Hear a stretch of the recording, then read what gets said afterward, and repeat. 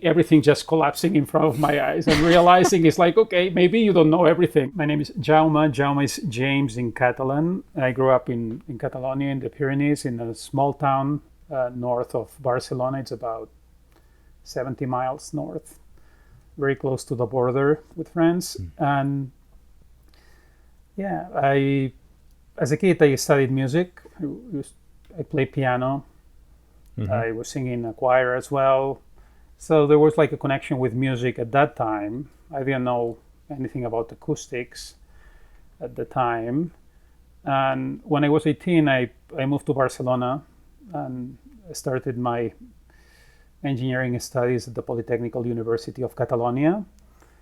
And I always thought that music and engineering were basically two different things. And music was kind of a hobby that I was doing on the side, and the engineering would be my job. And when I was at the end of the engineering in Barcelona used to be like 5 years long, and then you had like an extra year that you did the thesis. And in the last year of the university, we had different specialties, and one was about acoustics, right? And I was like, it was like love at first sight. It's like, wow, this is what I want to do. It's like, I couldn't believe it. It combines my love for math, physics, and also my love for music. And it's like, I didn't know that there was that intersection, right? So at that point, everything became super clear and super simple. It was that moment of clarity. It's like, wow, yeah, I know what I want to do. So did you think that you'd ever pursue music as a profession though, before going into engineering? Not really. I mean, it was something that my parents wanted me to do, to study music, but it was always considered like a thing that you did on the side, not to study to become a professional musician. It was like something that was important to do, but the idea was, okay, you'll go to the university and you'll study something that then will become your career in the future, right? So right. Wait, so what was it was a 6-year program. Is that in total 6 years? Yeah, it's 5 years. And then you had like an additional year that you did like this thesis or this project that was like a full year to complete. And then you had like you had to present and defend that project to your group of professors that were asking you questions. And then finally you got your degree.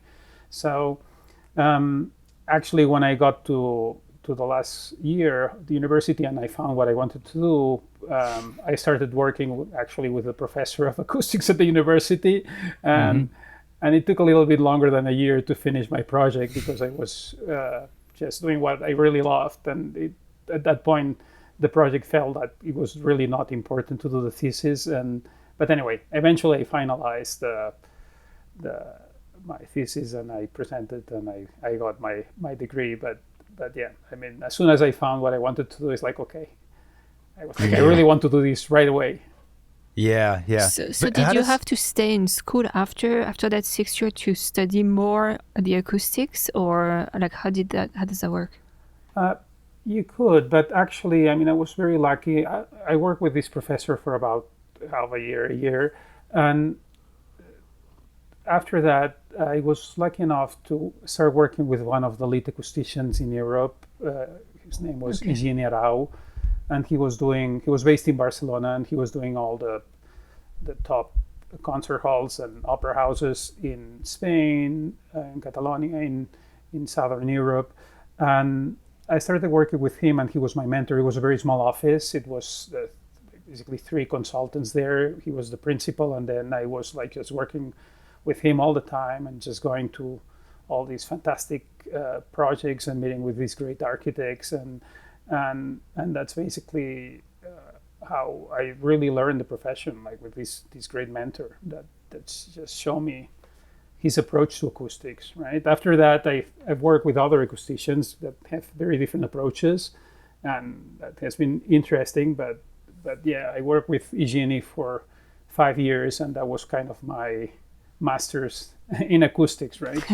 Right. One of the things that I was curious though is, So in the United States, when you go and study engineering in college as an undergraduate student, it's usually focused in something. At least in my experience, witnessing it indirectly, like it's mechanical engineering, civil engineering, structural engineering, like whatever else. So those 5 years, was it specific to one of those types of engineering, or was it just broad? Because it seems to me that like also acoustics, I guess acoustical engineering, or however it would be described, is also very, very, very, very specific. So is the first 5 years like a generic engineering education? It has changed a lot since I did go to the university. That was the 1990s. And now the programs have become more similar to the US. But at that time, when I studied, it was very broad. The idea was like it was very challenging. It was technically really very high level. But they gave you like a very broad vision of what was possible. And then they gave you like a really hard time to pass the exams. And the idea was like, okay, after you're done, you'll be able to do whatever you want, because I mean, if you were able to complete this thing, then you'll be fine, right? So it sounds really difficult, because again, it's if you're having to become somewhat of an expert, or pass these exams in different types of engineering, I feel like that would be very difficult. It sounds like it was not easy. Yeah, my university was focusing mostly in electronics, telecommunications. But we were doing from the component of electronics rather spatial satellites and acoustics. Wow. So you can imagine it's like all over the place, right? It's like So you can fix a car too, probably, right? No, exactly. We didn't do that part, but yeah, probably I can figure it out. Yeah. Yeah, that's fascinating. So maybe for listeners who don't know anything about this kind of field, what does an acoustician do? So acoustical consultants, we focus on the sound of spaces, right? And sometimes when people think about acoustical consultants, they think about sound systems and loudspeakers. I mean, I specialize on the architectural aspect. In the past, I used to do sound system designs, but now I just focus exclusively on the architectural acoustic aspect. So that refers to the materials, the geometries of the spaces, and how do you design a space so it provides the best acoustics for whatever you want to do in that space, right? Understood. So you mentioned working with a number of different acoustic consultants, acousticians. I don't know what the word would be. Yes, all of the above. Acoustical consultants, acousticians. Yes. Okay, and their approaches being different. What does that mean? Like, is one more scientific and numbers based versus another? Yes.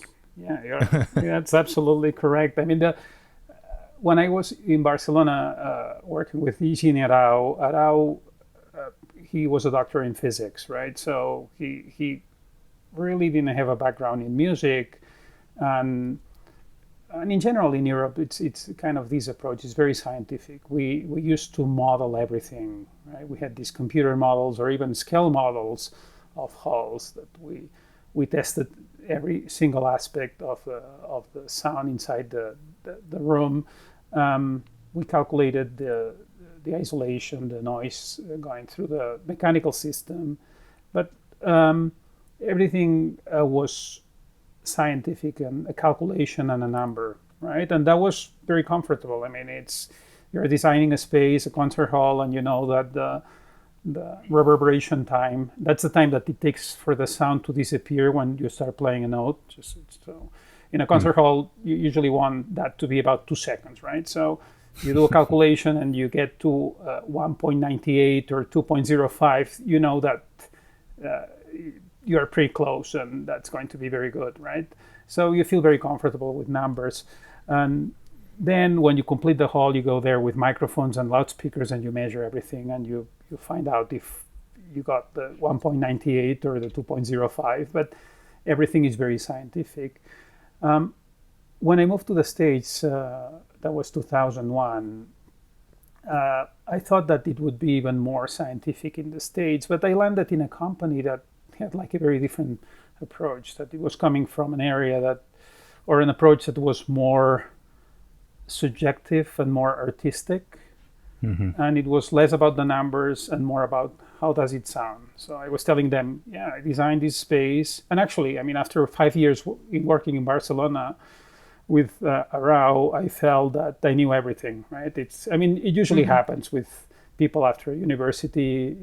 In a couple of years, you think that you know everything, and then you realize that you don't. But anyway, I moved to the States, and then I worked with this firm, and they were like, okay, yeah, that's great that it's 2 seconds, but how is it going to sound? It's like, I don't know what you mean. Right? So one of the consultants at that firm, he was challenging me quite a bit. He was like, okay, yeah, these numbers are great. And I've been to halls that have the RT, the reverberation time of 2 seconds. And one sounds amazing and the other one sounds mediocre. I mean, can you tell me why? I mean, there must be something else. It's like, and I was like intrigued, right, with the question. So he said, you know what? Why don't you go to this place? There is this concert hall in Dallas that I am paid it. It's called the Meyerson, and just go and listen to a concert and just tell me what you think.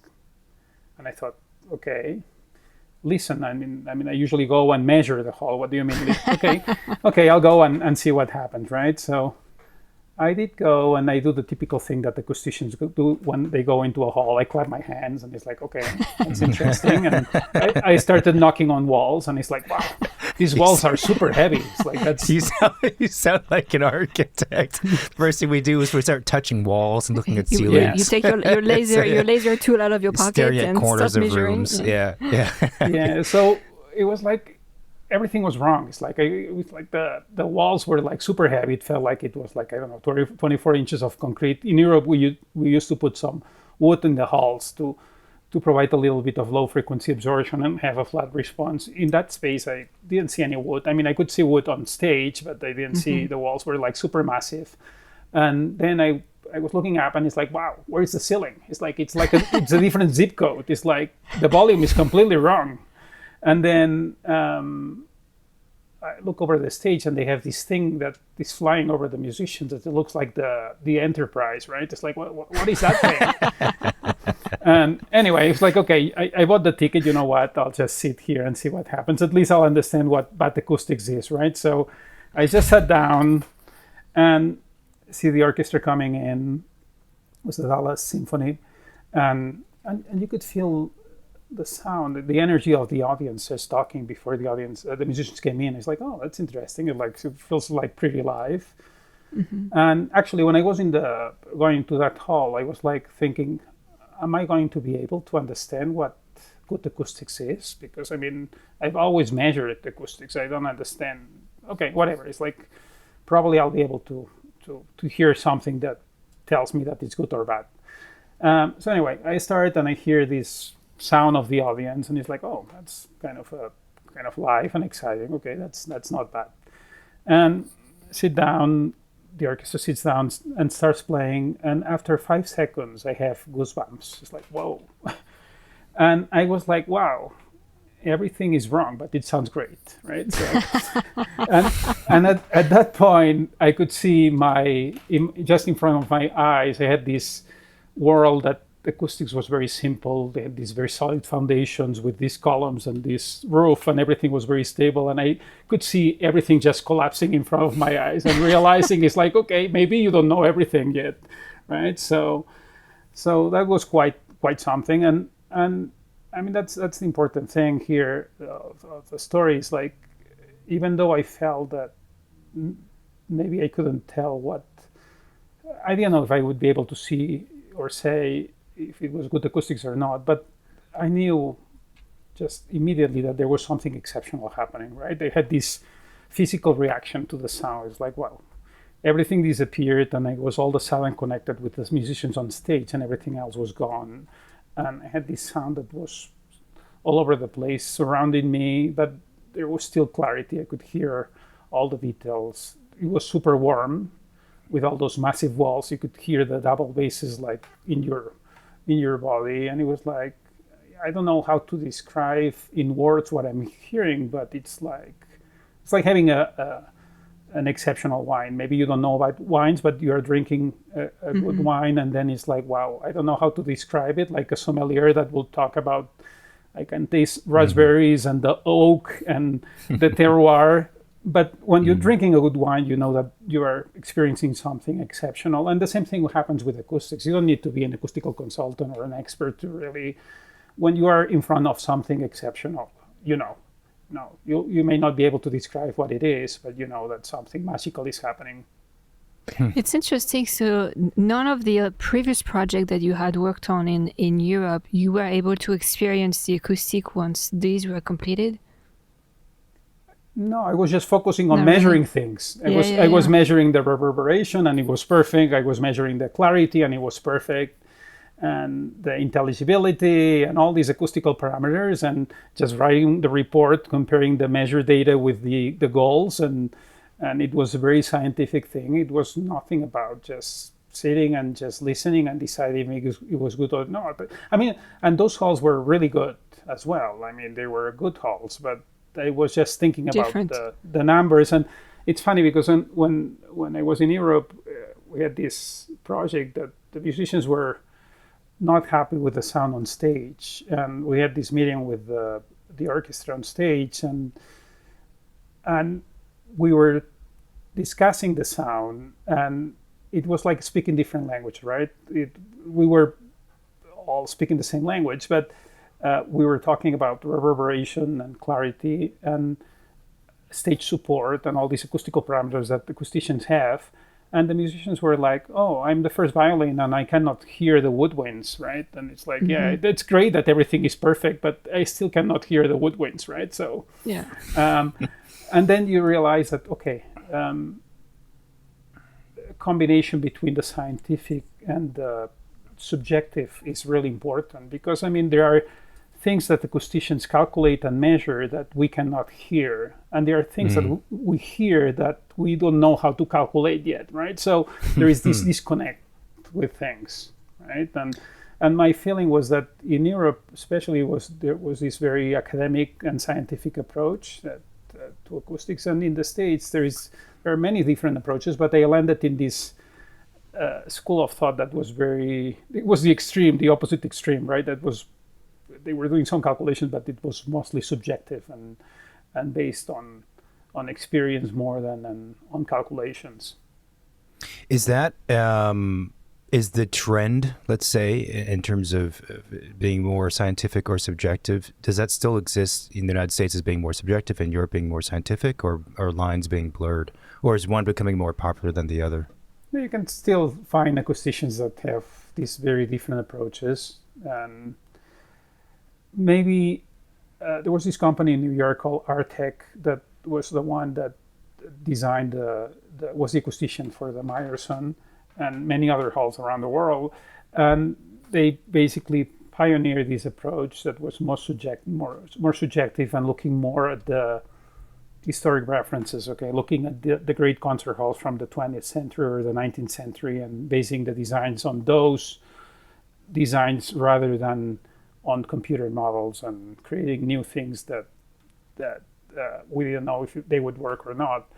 Artec disappeared a few years ago, so that has been lost a little bit. I mean, you still have many acousticians that come from that world that still keep some of that, but I would say that it's a little bit less extreme as it used to be before.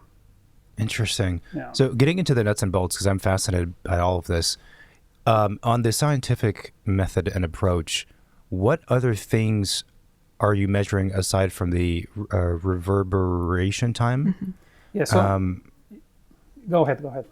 Yeah. So what other things? And then also, it sounds like you described that there's a computer model which is used to also test these things before anything gets, constructed. And presumably that gives feedback to the architect to tweak things as needed. And so, what are some of the things that are measured? So the most common acoustical parameters, the first one is the reverberation time. And as I was explaining, this estimates how much time it takes for the sound to disappear when you stop playing sound, right? So in a cathedral, it may take 10 seconds for the sound to disappear.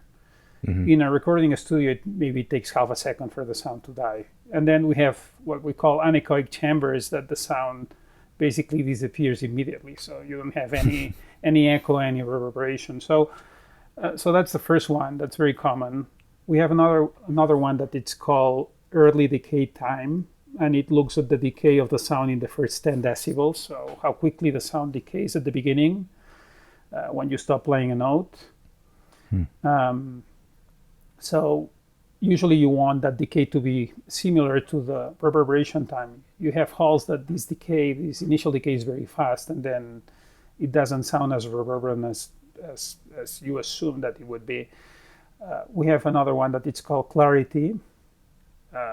Clarity quantifies how clear the sound is. And then, how is that measured? Because that sounds like it would be a more of a subjective thing.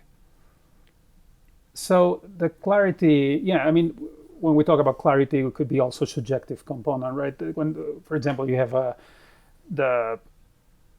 an orchestra playing on stage, very fast passage, right, with very quick notes, and if you have a hall that doesn't have enough clarity, all these notes get blurred and you lose some of the details, right? That would be the subjective thing. Or pizzicatos, you hear the pizzicatos very well, or you don't, right? So clarity, scientifically, how it's calculated is the sound, when you clap your hands in a hall, the sound bounces around. You initially, if you're sitting in the hall and someone is clapping the hands on stage, you first hear the sound that arrives directly from the hands to your ears. So that's what arrives first. That's the shortest path, right? So you hear that. Then after that, you hear reflections coming from the walls, from the floor, from the ceiling. And at the end, you hear what we call a reverberation, that it's sound bouncing around the room multiple times, not the first reflection, it's multiple reflections, right? So when you clap your hands, what you're doing is you're creating what we call an impulse response, right? You're exciting the room with an impulse that you clap, and then the response is all the energy that gets to the receiver over time. To calculate the clarity, you basically integrate the first 80 milliseconds of sound, and you compare that to the total response. The more energy that arrives in the first 80 milliseconds, the more clear the sound is. The less you get, the less clear the sound is, right? Compared to the total response, right? So you do this ratio. In a cathedral, the late sound, it takes a long time for the sound to disappear, so it has a lot of weight, so you lose clarity because the sound that you get in the first 80 milliseconds compared to the total sound is not a lot. In a recording studio, the sound that arrives to you in the first 80 milliseconds is almost all the sound that you'll get, so you have a lot of clarity, right? So that's another one. Then we have another one that is called definition, that it's a similar concept, but it's used for speech intelligibility.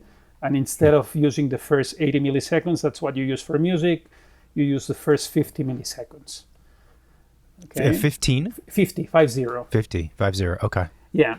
Acoustically, any reflections for a speech that arrive after 50 milliseconds, if they are very loud, you hear those reflections as echoes. So instead of becoming integrated with the direct sound, it becomes like a completely distinct sound, what we call an echo, right? So obviously in a theater you don't want echoes, because that will definitely impact your intelligibility, right? So you want most of the energy arriving in the first 50 milliseconds in the theater, and definitely nothing really loud and isolated arriving after 50 milliseconds, because that could be heard as an echo. So if the orchestra doesn't sound good, we could blame it on the clarity definition. I swear we're playing that passage really cleanly.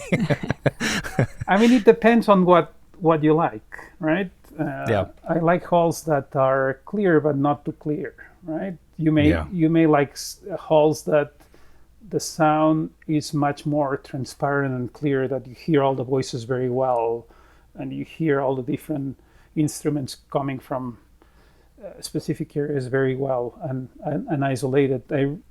I like that clarity, but I also like a more blended sound, that you have this sound, and that's what was happening at the Meyerson, that you had sound enveloping you from all multiple directions. So it was not like perfect clarity, but you had enough clarity, but you had that warmth and envelopment that made it like, imagine like a surround sound in a cinema, right? So you had not just the sound coming from the screen, you had all that sound enveloping you. And personally, in a concert hall, that's the sound that I like. That's not the sound that everybody likes, right? It's like wine. You may like a Chardonnay, I may like a Cabernet Sauvignon, right? And there is nothing wrong with both of them. I mean, I enjoy a Chardonnay as well, or a Sauvignon Blanc, but maybe I tend to the Cabernet, right? So I like that. Depends on the day, right? And so I'm guessing you're measuring these points throughout different areas in the theaters. yes. Or is there like is there always like standard, like 4 quadrants, plus this place and that place in the center that's measured? Yes, I mean, when I was working in Europe, when we were designing halls, and learned this after the fact, we were thinking like 99% of the time about the audience, right? We were not thinking about the stage, the musicians, the actors. We were thinking about the audience. Okay, how do we make the sound in the audience perfect, right? And when we were measuring typically like multiple points in the audience area. If we had multiple balconies, you measured on the orchestra floor, and then in every balcony you had like several points. If the room was symmetrical, usually you just measured one half of the room, because the sound. I guess that's true. Yeah, I never thought about that. Especially if you put the sound source in the middle, right? If you put the sound source off stage on the side, then maybe that's not true anymore, right? It actually is not true anymore. But usually we used to put the speaker in the middle, and then to represent, like, obviously one speaker to represent 100 musician orchestra. It's like an approximation of reality, but anyway, that was the way to do it. And then we measure maybe 20 points throughout the hall, and we used to make an average, and all these acoustical parameters, they change. I mean, the sound on the orchestra floor has some characteristics that are very different from the sound on the upper balconies. I mean, some people really like the sound on the upper balconies, because even though you are very far away from the stage, you have a level of clarity that's quite astonishing sometimes, right? And people are confused. It's like, why is that? It's so far away. It's like, it shouldn't, why it's so clear? And then you realize that the ceiling is very close to you, right? So you get that reflection from the ceiling that makes things very clear. If you are sitting on the orchestra floor, typically if you are in the middle of the orchestra floor, that's quite challenging, because everything is very far away from you. Even though you think, okay, it's a good location, it's like acoustically it's quite challenging, because the side walls are far away, the ceiling is far away, and if you don't get any reflections, it's like listening to music or speech outdoors, and that's not really very good. So that's funny, because I would have like without any thought at all assumed that being on the I call it first floor level. That's not what it's called probably, but in the middle on the ground level would be like the best spot, but perhaps not. It depends. I mean, and again, that's a great thing about concert halls, that everyone has a taste and a kind of sound that they like, right? So you can choose the place that in the hall that it's responding to your taste, right? So if you want a sound, personally, I typically sit on the orchestra floor 2/3 closer to the back. I don't like sitting close to the stage. I mean, some people really like seeing the musicians very close. I really seeing prefer their feet. Exactly. yeah. Exactly. And seeing the faces, I mean, that's great. I rather sit further away. Maybe the sidelines are not as good, but at that point, closer to I say 2/3 of the back, you get more of the response of the hall. You hear more of the hall, and you have from my point of view, in a good hall, you have like the perfect mix for my taste of clarity and envelopment, and that's what I like. But other people, they feel that sound is maybe has too much going on and they prefer sound that is more clear, and then they may move to the second balcony or the third balcony to get that sound, or closer to the stage. Interesting. Right? So Interesting. that's the other misconception. I mean, when you talk about the acoustics of the hall, I mean, there are multiple acoustics in a hall. I mean, there are similarities and things that are consistent throughout, but it changes quite a bit from one place to another. I had one more question about. Go ahead. No, go ahead. I had a question about the computer model. Okay, ask your question. I ask mine after that. Okay, yeah. How accurate is like the computer model metrics compared to when the calls and theaters were built in real life? And was there ever a time where the discrepancy was really big, and then everyone had to think like, okay, how do we retrofit what we just built to fix the numbers? Yes, actually, we have been using computer models quite recently, so that's quite new. I mean, the formula to calculate the reverberation time, that's from 100 years ago, so it's not that old. So before that, we didn't know how to calculate anything. So that was done by a physicist called Sabin. He was studying he was a professor at Harvard University, and there was a hall that had really terrible acoustics. He spent like countless nights moving cushions back and forth into that hall, and with an organ pipe just generating sounds and stopping that sound and calculating with a stopwatch how long it took the sound to disappear. And then he got this graphic that was basically the time that it took for the sound to disappear versus the number of cushions in the hall, right? And he realized the more he had, the shorter the reverberation time. And then eventually he realized that there was a relationship between volume, absorption, and reverberation time. And finally we were able to calculate something and start our scientific approach to acoustics, right? So that's fairly new. And then later on, we started with computer models. Computer models assume that sound is like a ray. So it's like a ray that just bounces into a wall, and the angle of incidence is the same angle as the reflection, and then from the wall goes to the ceiling. And then with these computer models, you can calculate an impulse response, and from that impulse response at different locations, you can calculate all the acoustical parameters that I was mentioning before. And as I said, I mean, all these acoustical parameters are great, but they don't describe the acoustical environment perfectly. I mean, they're pretty close to what you actually measure in the hall. But as I said, this doesn't mean that the acoustics are going to be great at the end. Right. So you may have the perfect reverberation time, but it may still sound mediocre to you. So it's like, okay, because the sound is actually, it's a wave, right? It's not a ray, right? So that's why sometimes we build scale models, actually, right? 1 to 10 or 1 to 20. And we excite that model with sound waves, and we measure inside that model the impulse response. We have to scale everything, right? So if we are doing a 1 to 10 scale model, so 100 hertz in the real world become 1,000 in the scale model, and you have to scale everything and measure everything. But there are also limitations with the scale models, because how do you scale a seat or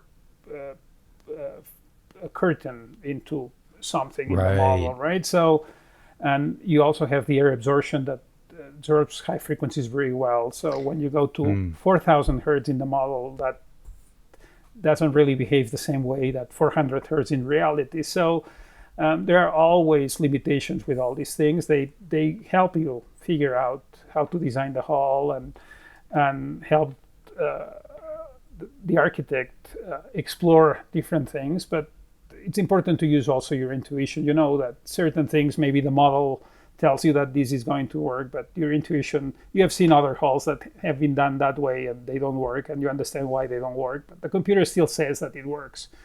I remember working with a big engineering firm in the past that young consultants, they've been working all their lives with computer models, and And they truly believe the models and the results in the models, and they lack that intuition. It's like, okay, don't you see that this doesn't make any sense? It's like, no, but the computer model is telling me that the reverberation is 3 seconds. It's like, come on, this is very small room. Doesn't make any sense. It cannot be 3 seconds. Yeah, but it is. And then it's like, okay, just let's check the model again. And then you realize that the model is not closed, or there is some kind of. Right. So you have to be careful, right? Computers are great. They're great tools, and we use them all the time. But it's important to have be a little bit critical about things and think if they really make sense. Do you account also for I'm sure you do, but the number of people in the space? Let's say if it's if you have 10 people versus you have 100 people, and talking about volume in the space, is that a factor as well? Yes. Yeah. Yes, it is. Actually, and that's one of the things that I learned in Barcelona when I was working with this acoustician, Iginerau. In a concert hall, his approach was to find the perfect volume based on the number of seats. Right. So, audience, we are the most absorbing thing in a concert hall, right? Typically, in a concert hall, the walls are all reflective. You may have wood walls, or you can have concrete walls, or whatever. That reflects 99% of the sound. What really absorbs the sound is the audience and the musicians on stage. Everything else just makes the sound bounce around in a concert hall. So yeah, I mean, having 2,000 people in a hall, it means that you really need a very large volume, because the 2,000 seats or people will absorb a lot of sound, and you really need to have a lot of volume to compensate for all that absorption. If you only have 200 people, it's like a recital hall. You don't need as much volume to achieve the same level of liveness and reverberation, because you have significantly less absorption. So yeah, the audience is the most, and the seat count is really a critical parameter when we design a hall. And actually, when you go beyond 2,200 seats, 2,500 seats in a concert hall, it becomes really challenging, because you need to make the space so large that then surfaces are so far away that you are going to lose the clarity and the impact that you really want in the hall, right? So that's why typically you don't see concert halls that are more than 1,800 seats, 2,200 seats, maybe 2,500 seats, but it's hard to find a good concert hall that goes far beyond that number. Then it's a stadium, right? So the concert halls that you're describing also are not supplemented with speakers. Like, we're talking about raw sound that's coming only from the stage. Yeah. Yeah. So sometimes people ask me, what's the best acoustics in the world, right? It's like, okay, best acoustics for what, right? That's the first question, right? Because I've been talking a lot about classical music and speech and actors and drama, and all of that typically is unamplified, right? It's natural acoustics, what we call natural acoustics. Okay. So and these are the spaces that I really enjoy designing and working with the architects, helping them design this kind of a space. So in these rooms, the walls, the ceilings, all the surfaces are super critical, because the instruments, the voice, it doesn't have a lot of energy, and the walls and the ceilings and the floors, they help reinforce that sound and provide the quality, intelligibility that you need in the space, because you don't really have speakers to help you with that, loudspeakers to help you with that, right? So those are really critical spaces where the volume is really important, the shaping is really important to make sure that both the audience and the musicians or the performers on stage, they get the right amount of direct sound and reflection, so they can have like a wonderful experience without any amplification. So that's one thing. In a concert hall, as I was saying, you want the space to be a little bit live and and create this sound that when you're playing a violin, for example, you feel that the hall is holding you, right? It's not like the sound is just dropping to your feet, and it's really hard to play in that room. When you play a violin in a good concert hall, you have this feeling that the sound is just holding you, right? It's like you feel really supported, or you are singing, you feel that, okay, there is some response to the hall. It's like not singing like outdoors. It's like singing in the shower, right? You have that kind of support, right? that you like.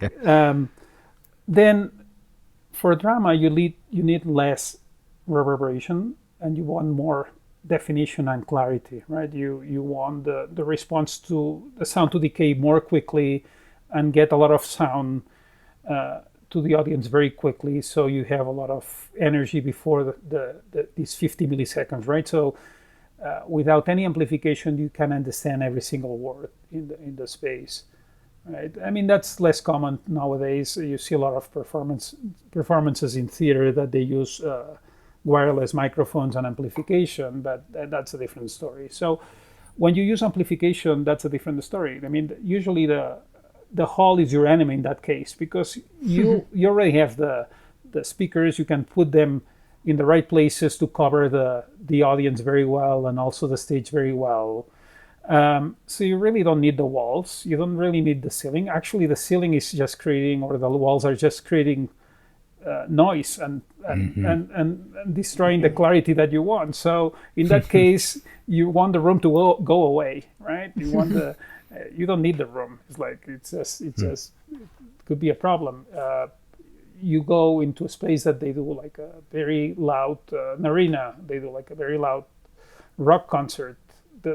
Usually the problem is the response of the space, the reflections from the ceiling and the walls. They make the space boomy, and the sound engineers are like, they hate that. It's like, no, just I don't want the room. Just I have my subwoofers. If I need more bass, I'll put more subwoofers. If I need more sound, I'll put a larger line array that can create that sound. So the acoustics for that kind of a performance is very different from the acoustics of a concert hall. It's actually the opposite, right? So interesting, yeah.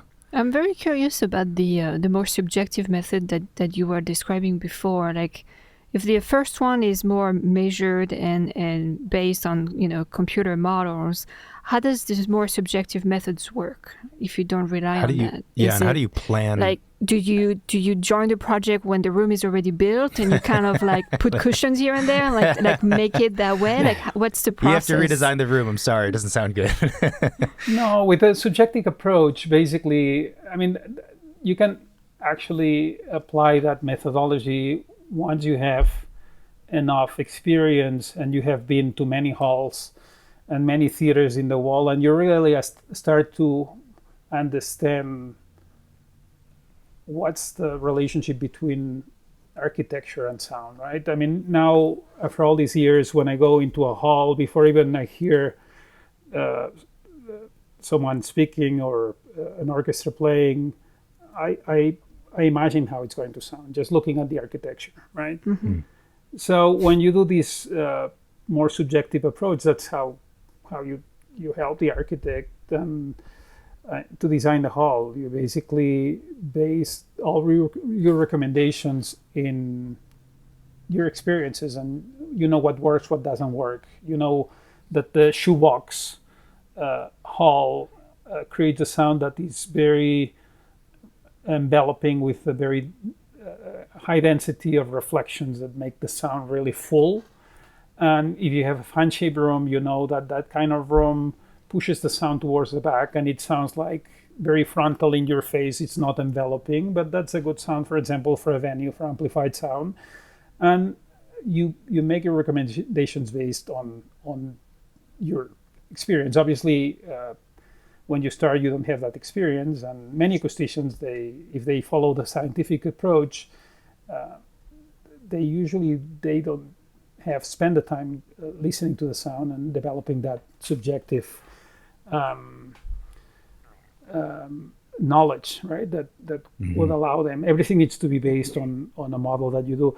I mean, actually, after all these years, I think that the combination between both is the ideal world, right? I think that the problem with the subjective approach is that the person that started that approach, Russell Johnson, he probably had like a very solid, I didn't work with him, but he probably had a very solid knowledge about physics and acoustics. And he actually had worked with other consultants before that were using that kind of very scientific approach. So he knew that.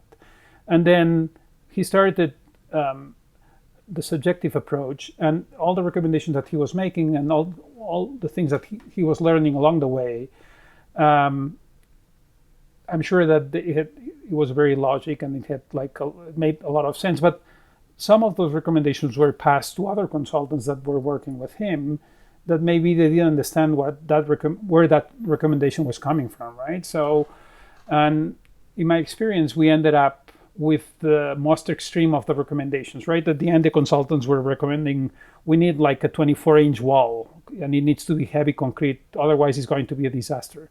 And the question is like, why 24? 18 is going to sound bad. Is it going?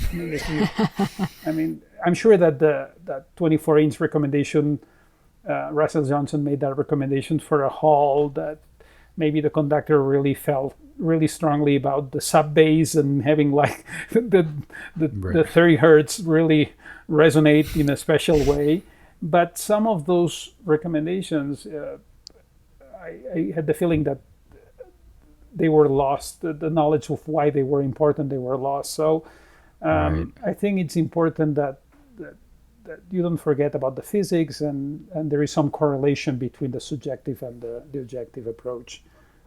It's interesting because as you're speaking, I'm thinking about the parallels that exist between what you've said and what happens in our profession of architecture, because it is known as being this profession that has to balance the more objective engineering, scientific kind of approach, versus being artistic and creative, and these kinds of generic words.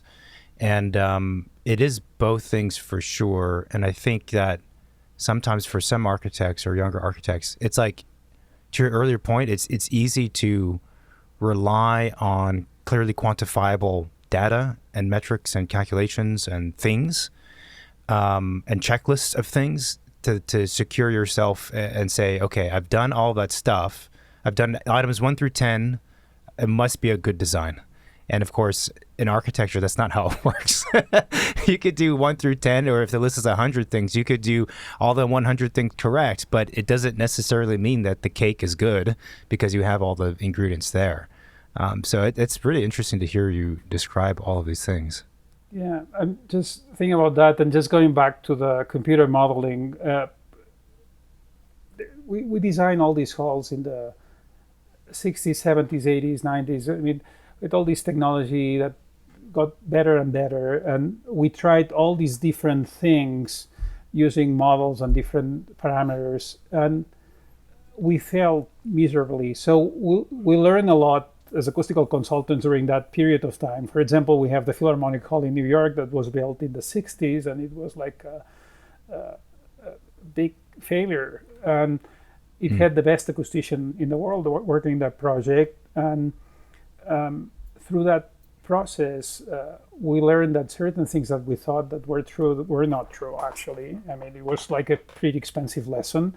But, and I mean, Beranek, that's the person that did that hall, or that was consulting for that. I mean, he spent many years touring around the world, talking to musicians, and he wrote this fantastic book about concert halls and opera houses, where he has like drawings of all these halls and all this information about volume, number of seats, we were discussing before, comments from the conductors and musicians in these halls. And after all this process, he developed like a guideline that said, okay, let's do, as you were saying, let's do like, get all these things right, and let's do an average at the end. And if the average is high enough, it's going to be good acoustics. And we learned that that's not true. I mean, the average doesn't work for acoustics, especially for these halls that we really want exceptional. For exceptional, everything needs to be perfect, right? So if you have like 90% right and 10% wrong, it could be like a complete disaster, right? So, and when I work in these halls, I'm really hands-on. It's not just overseeing the project. I'm really, I mean, it's because, I mean, maybe if we get 80% right, it's going to be good acoustics, but good acoustics is not good enough, right? If you get 90%, it's going to be excellent acoustics, okay, but still that's not good enough, right? So if you get to 95 to 100%, then it's when you get to exceptional acoustics, and it's like every single detail. It's like sometimes, I guess, probably architects, they feel that, okay, these guys are really obsessed about every single detail, and they don't let go. I mean, even this little thing they keep pushing for, they got that, but they still push for something else, right? It's like, and some consultants talk about this creative tension, right? It's like, okay, I want all the acoustical things to be perfect, and I understand that the architect has other priorities that maybe are not completely aligned with what the acoustical consultants are trying to achieve, and it's important that we both achieve perfection, sure. Right? And we, especially in a concert hall, yeah. Yes. Yeah. I mean, one could argue that your outcome is more important than what the thing looks like. So when you work, not really. No, I mean, it's there is this concert hall in Barcelona. It's called Palau de la Música Catalana. The Palace of the Catalan Music, if we translate that from Catalan to English, right? And it's this beautiful, they call it modernism in Catalonia. It's like Art Deco, right? It's this hall that has all this stained glass, all this natural light. It was built for a local choir, and they used they did fundraising in the community, and they felt like, okay, we need more seats, and they ended up putting more seats than the volume that they had in the hall. So the room is not very reverberant. It has a good sound, but it's not the Music Vereinssaal in Vienna, for example. But it's such a beautiful place that I remember, I mean, when I was living in Barcelona, and I used to go on a Sunday morning to that hall to hear an orchestra.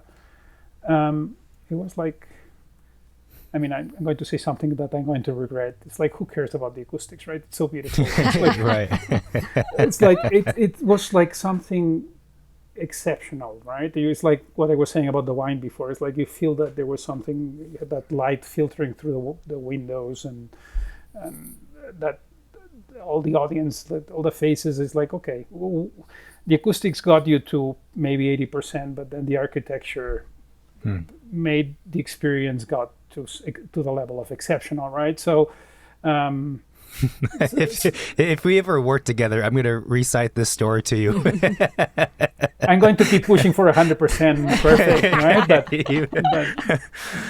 That's a beautiful story. I was wondering if you think the fact that you are a musician makes you, I don't know, understand or makes your perception of acoustic a lot more enhanced, yeah. And as I said, not really. I mean, you have many acousticians that have similar backgrounds right? That you have a combination of engineering and music, architecture and music. You have some conductors that love architecture as well that are also acousticians. So you usually have this mix, right? So, but I think that, I mean, I've been with acousticians that, I mean, they don't listen to the sound in the hall. It's like they just think about numbers, right? And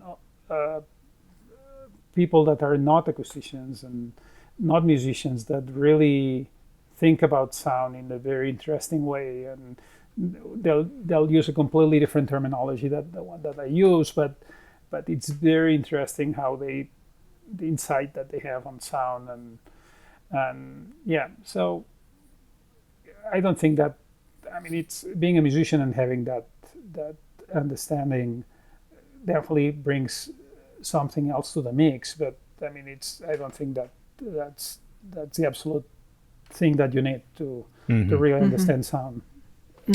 So when you're working with architects and for a concert hall, how does that, I'm curious about the entire process. So maybe actually starting from the beginning, when you're meeting with the architect, actually maybe more so the client, and you're setting up goals and preferences and a direction for what the sound should feel like or sound like.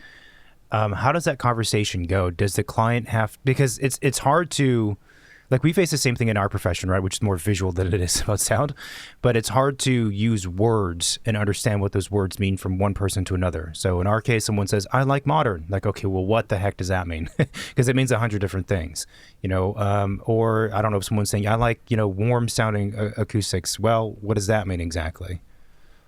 Yes. So usually in the beginning of a project, you have like 3 key players: that theater or a concert hall, you have an architect, you have a theater consultant, and you have an acoustician, right? An acoustical consultant.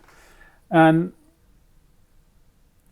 the first thing that I would say is, first we need to understand exactly what the client or the orchestra or the theater company, what kind of space they are trying to get, right? What kind of sound they want. And as you said, this is quite difficult to have that conversation, because we use these different words and maybe we don't have the same experiences. So sometimes what we do is we tour and we visit different venues so we can develop this common language, right? Because I think that that's very important. It's like, are we doing a Chardonnay or are we doing a Cabernet Sauvignon here? Because it's really important that we know what we are doing, right? Because otherwise, I may design the hall that with the sound that I like, but that may not be the sound that my client wants, right? So that's the important thing, that we need to get on the same page at the beginning. And we have done some tours with some clients that we just, I don't know, we go with, what are the best concert halls? I mean, the funny thing is the best concert halls, at least the ones that we agree as acoustical consultants are the best halls, they were done before we had any computer models and any technology. So that's kind of a sad, right? But anyway, that's what, or at least the ones that remain. Maybe the bad ones, they are gone, right? Because they were so bad, sure. they demolished them, right? But the good ones, like we have 3 that we always mention, right? The Music Verein, the Concertgebouw. The Music Verein is the one in Vienna where they do the New Year's concert with the Vienna Philharmonic. The Concertgebouw is the concert hall in Amsterdam. And then the Symphony Hall in Boston, right? These are the top 3 when we talk about concert halls. And it's like, okay, and they sound very different. I mean, the Music Verein is relatively small compared to the other 2. The Concertgebouw is significantly wider than the others. And Boston, it's a shoebox, but it's the musicians, if you remember the Boston Symphony Hall, they play behind kind of a proscenium. There is like a kind of a shell. They are kind of they are not surrounded by the audience.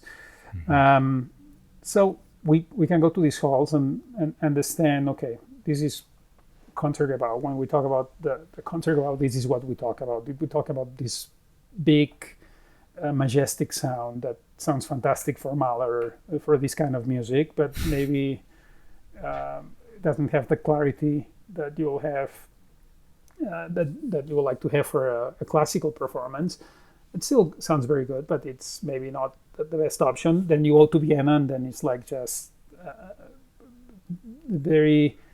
good song for classical music. The classical period is like this very rich and very loud and very present, reverberant sound. And then you go to Boston, and it's kind of it's funny. After I mentioned the story about Dallas, right? And I love that hall. It's like, okay, wow, I can hear the flute coming from my left side, and I can hear the oboe coming from the right side. And I mean, I love that the first time that I heard that. But then I went to Boston, because after hearing that hall, it's like, okay, we always talk about Boston, Vienna, and Amsterdam, and I have never been to these halls to hear a concert, so I have to go and see how they sound, because if I'm talking about this is the sound that I want, I need to know what I'm talking about, right?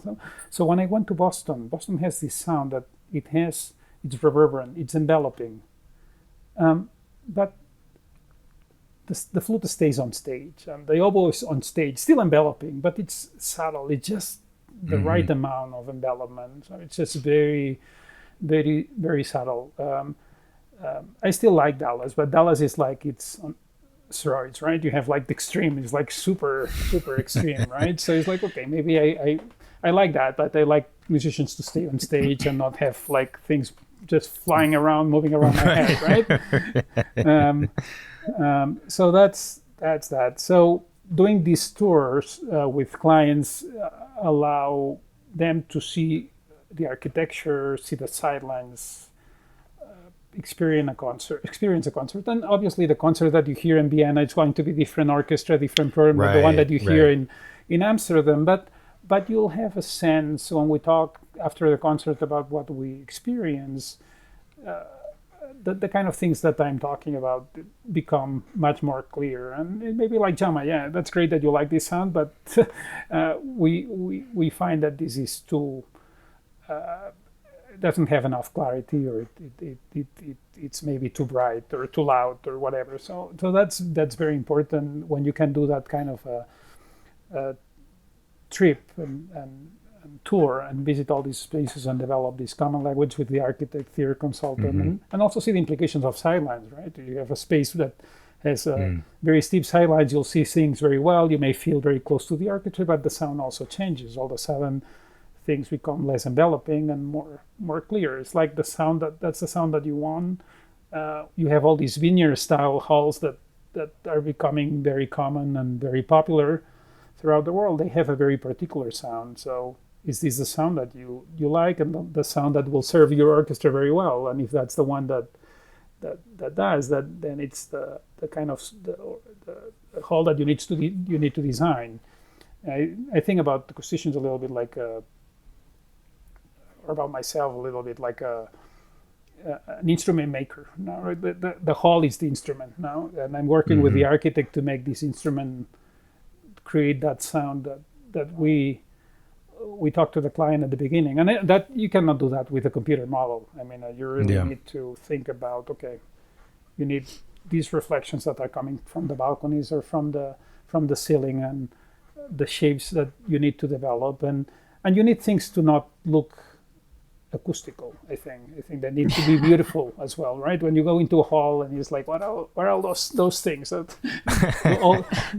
think that's bad. I mean, you can develop things that are beautiful and sound great, right? And that's an important thing. That it's not easy, and as I said, you need that tension, right? I'll be saying, okay, I need these things, and the architect's like, okay, can we do it that way? It's like, oh, maybe not that way, but maybe we can explore these, and eventually you figure it out, right? What so when it comes to the architecture, I guess like kind of the shell of the concert hall on the interior, how does it typically work out? I mean, I would guess there's a fundamental understanding of roughly the shape of the space, and the architect does whatever they're doing, and they show it to you and say, okay, well, I've designed these walls and ceilings, and they're all a bunch of wavy metal panel, I don't know, or whatever they do. And then there's that feedback loop, and you say, well, maybe we have to shift some things around. Like, how does that collaboration go? So the first firm that I work with in Barcelona, the professor at the university, they had this kind of approach, right? The architect developed a concept, and then we were modeling that and fixing that, right? Let's put some absorption over here. Let's try to angle this wall a little bit. And my conclusion is that doesn't work. I mean, you can fix problems, but it's not going to sound great. You may fix things that are going to be really bad, but you are not going to get to exceptional. The second acoustician I work with, and then after that, I would say that most of the ones that I work with before starting on my own have a different approach. It's like they really start drawing. If it's a concert hall, for example, where it's really critical, they say, okay, that's a seat count. We need this volume. Depending on the sound that the client wants, this is the kind of shape that we should be exploring, and we should be thinking about one balcony or two balconies wrapping around to have the right level of clarity to the sound. And we work with the theory consulting developing these drawings or sketches that then help the architect evolve from that into a final design. And we always design the buildings inside out, right? You design the hall first, and then you design the lobbies and the circulations and everything else. You don't design the outside, and then you adjust the levels so they match the lobby. It's the other way around, right? You need to get the balconies at the right height. You need to get the sidelines to work. You need to get the stage at the right elevation. And that will define where the lobby needs to be and where the back of house needs to be. So there is a lot of collaboration between theater consultant, acoustical consultant, and architect, right, in this process at the beginning. And then once we get the right concept or like an approximate idea, then these obviously we still have to work through schematic design development and see this to finalize it and tweak it and adjust it. But I think that's the right approach. It's like a collaborative approach. And as I said, everyone is pushing or pulling in different directions, right? So with different priorities. Interesting. Yeah. So actually, you're almost the first one to set down some parameters for the architect, which would make sense because I guess otherwise, where would you start as an architect? I mean, obviously you'd have experience doing theaters probably, but still. I'm curious to know, well, this is my question, which I don't think is the right one, but like, is it more important, is the shape of the space and the angle and the shape of the walls and the ceilings, the form of it, more important than the materiality of it? Or are they both equal, or can one overcome the other? Like if you have a space and the walls are at the wrong angles or the panels are at the wrong angles, can you treat it and use different materials or put bass traps with the little holes and things to fix it? Or what is the balance between those two? Yeah, hopefully we don't have to fix it. So, True. Yes. So, I mean, all of the above. I mean, shape is fundamental. Volume, the size of the space is fundamental. Depending on what you want to do, you need more or less volume. For a theater, for a drama, you need less volume than for classical music. And we should talk at some point about multipurpose rooms because I mean, past century we were doing rooms that were just dedicated to classical music, rooms that were dedicated to opera, rooms that were dedicated to drama. Nowadays, this is becoming less and less common, and we have a lot of multipurpose rooms. So we should talk about that at some point. But additionally to the volume, then finally you have the materials. And as I was explaining, usually in a concert hall, you don't want to add any more absorption than the audience, right? So you want to keep all the reflections to make the sound, the natural sound, bounce around and create that mix that makes it magical, right? If you start putting absorption, that's taking away some of those reflections. So ideally, you don't want to do that, right? You just want the only absorption that you have to have, there is no other way around, is the audience. I mean, and the musicians. I mean, that is a given. But the rest, I mean, it should just preserve all the sound and give you all the reflections. In a theater is similar. I mean, it's probably a smaller volume, and if the volume is a little bit too big, you may need to add a little bit of absorption to compensate for that. But you still want the shaping to be really efficient, sending sound quickly to the audience and also to the performers, so the audience can understand everything very well without amplification, and the performers get a sense of if they're speaking too loud or too quiet, or they have a sense of the response of the room as well. Yeah. So all these three things are critical. Shape, super critical. Volume, super critical, especially in concert halls. That you really, if you don't have enough volume, then the room is not going to be responsive enough. And then finally, the materials, that in some cases it's just everything is reflective except the audience. And in other cases, for example, in an arena, the shape is also very important. If you have that's usually the case. If you have a big dome over the arena, that tends to focus the low frequencies down into the audience. So you need to put a lot of bass traps and sound absorbers on the upper volume to make the sound at low frequencies clear. Otherwise, it just sounds like boomy, and you lose all all the speech and everything else, because you have all these low frequencies just bouncing around all over the place, and it makes it really bad. So in those kind of spaces, I would say that the volume sometimes is a given. There is nothing we can do about it. It's like 8,000 seats or 10,000 seats, so that will push the roof at too high to be good acoustically, and then you really need to work with absorption to try to deal with that excessive volume. Interesting. I have a very specific question, which is it common, normal for musicians of an orchestra on stage when they're performing not to be able to hear each other very well? And I'm asking specifically because I experienced that actually at the Walt Disney Concert Hall. I played, an instrument for a period of time. I'm not a musician. I haven't played in a lot of places, so my experience is limited. But I have played in a fair amount of venues, having said that. But what struck me about that concert hall from the perspective of a performer in an orchestra was that I could not hear my counterpart to my left or the right from me nearly as well as like the practice room or other places.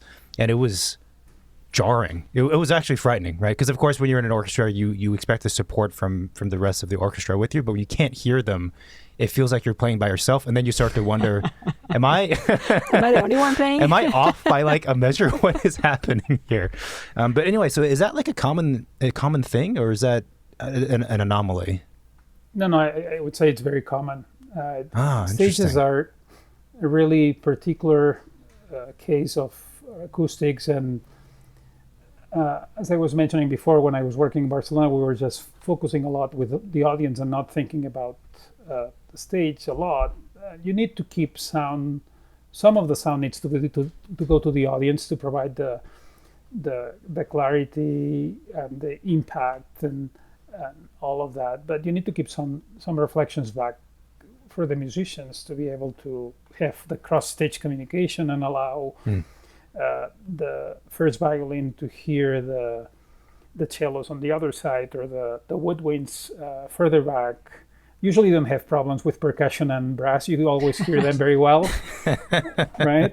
And it's not a matter of sound level, because I mean, when we had this hall that musicians were complaining about in Europe, we were measuring on stage. We were sitting next to one of the musicians that he was saying, I cannot hear myself, right? And we put the microphone next to the violin, and we were measuring 85 decibels. And he's like, what do you mean you cannot hear yourself, right?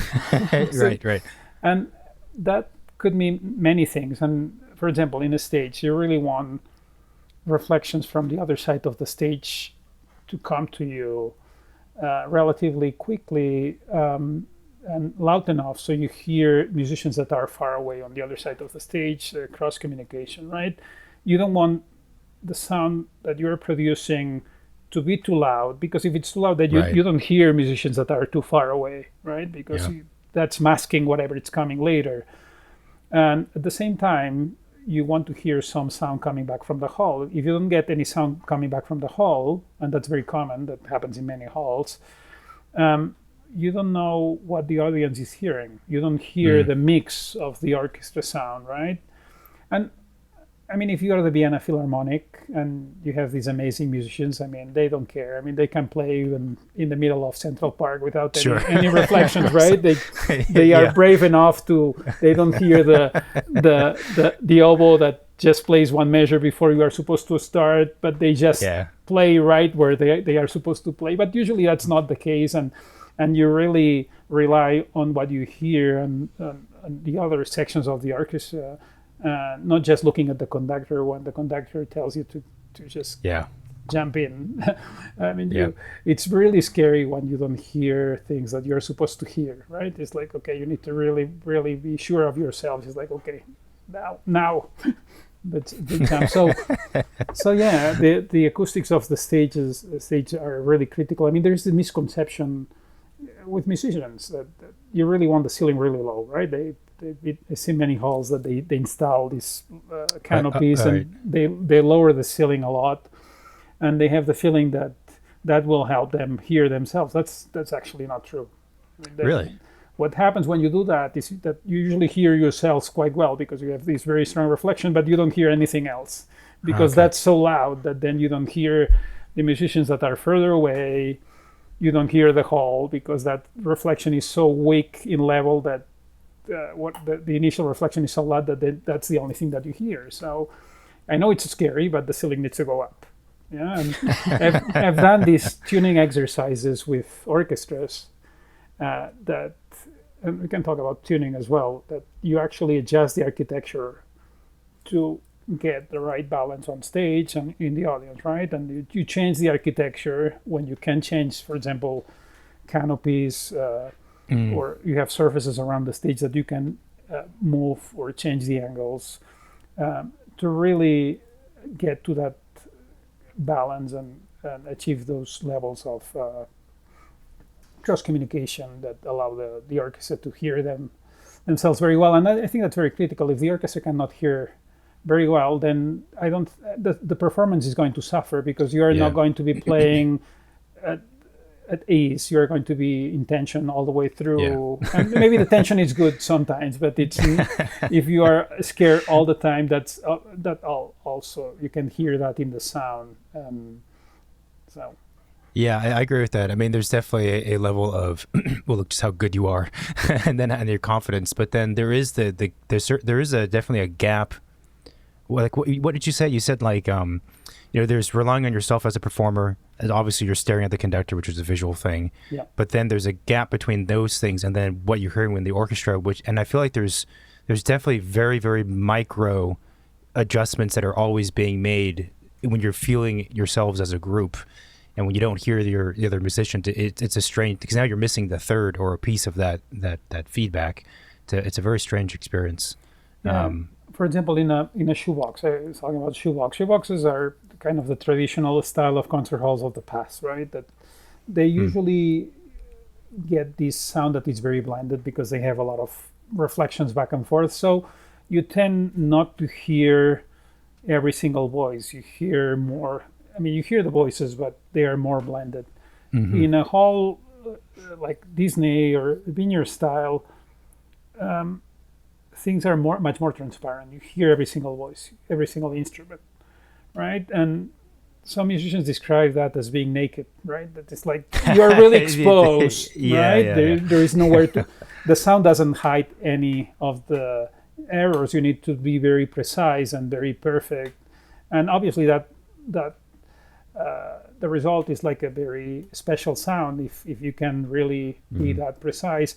The shoeboxes are a little bit more forgiving, right? Because that all those reflections hide some of the errors and make things a little less obvious, and you feel a little less naked and a little bit more protected in the hall, right? But that may not be the sound that you like. You may like more the sound that it's more people that have like very good sound systems. They talk about very transparent, right? The sound that is very transparent, that it's very clear, that there is no messing around. It's like just right.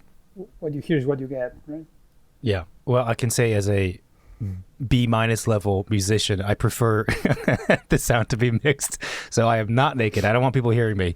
You want to talk about multi-purpose rooms, and I know we're coming up on the hour here, but are they much more difficult to design than when the objective is just a singular purpose of more singular, like a hall?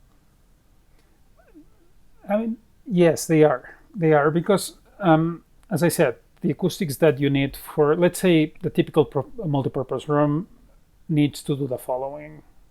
Let's start with the extreme classical music and amplify classical music. Then they typically want to do opera as well. It's a little bit less reverberant and there is a little bit of singing, so some speech intelligibility needed. Again, no amplification. Drama.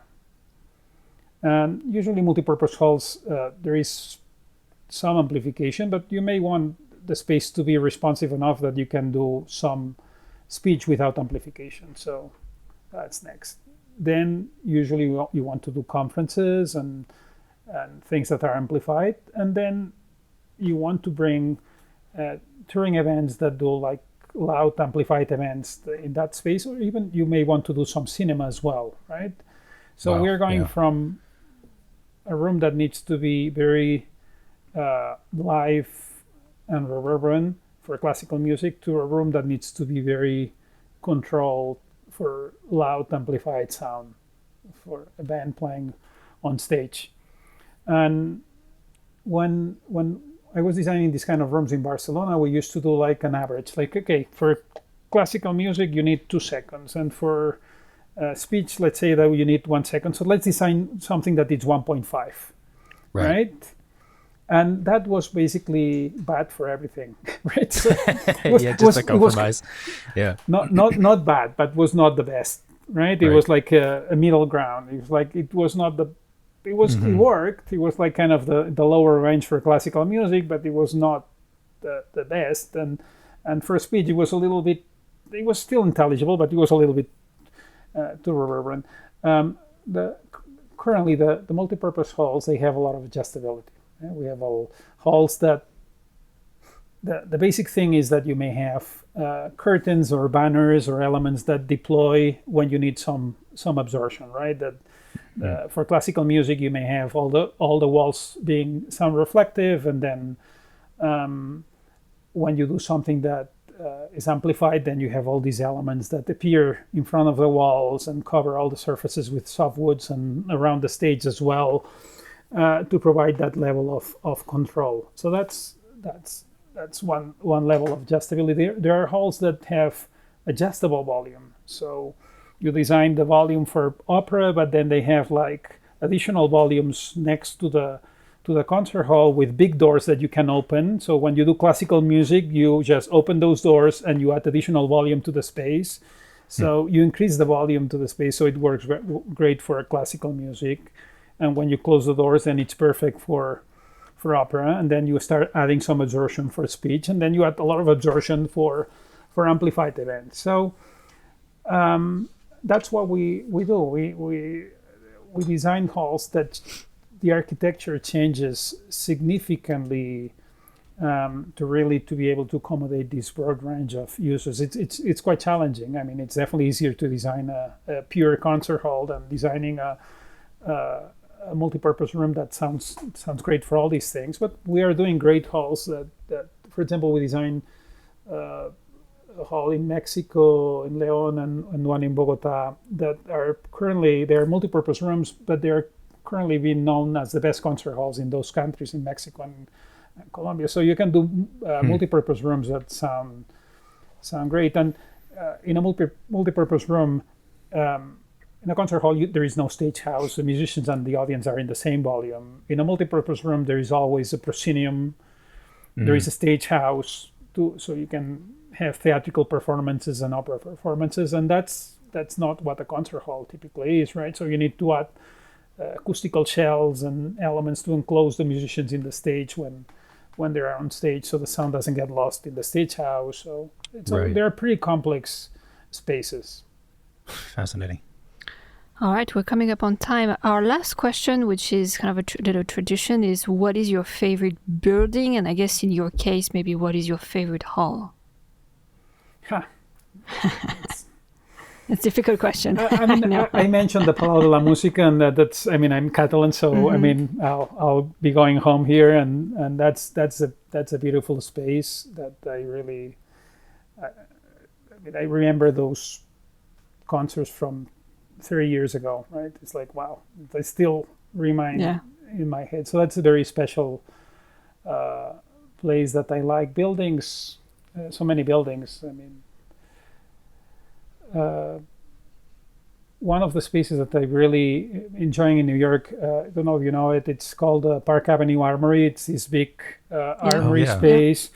And it's a beautiful, they have this real hall with this beautiful structure, all these beautiful trusses, and they do all these very experimental events in that venue, and it's like a quite interesting building from another century that's still working very well in the 21st century. So that could be a good one. That's a good one. Yeah, I like that. I like that. Jaume, thank you so much for joining us. This was really, really interesting. I appreciate you answering all of my silly specific questions and some of the big ones as well. This was great. Thank you. My pleasure. Thanks for having me. Hi, everyone. Thanks for watching this video on YouTube. If you like what we're doing, then please support our show by hitting that subscribe button. You can also find us on most of the social media, Facebook, Twitter, and Instagram. We're mostly on Instagram. And you can reach out to the hotline, 213-222-6950. You can send a text message or leave a voicemail. If you have any reaction to this recording, any questions you might have, or guest suggestion, feel free to send it our way. Cool. Thank you for watching, and see you next week. Thanks. Bye-bye.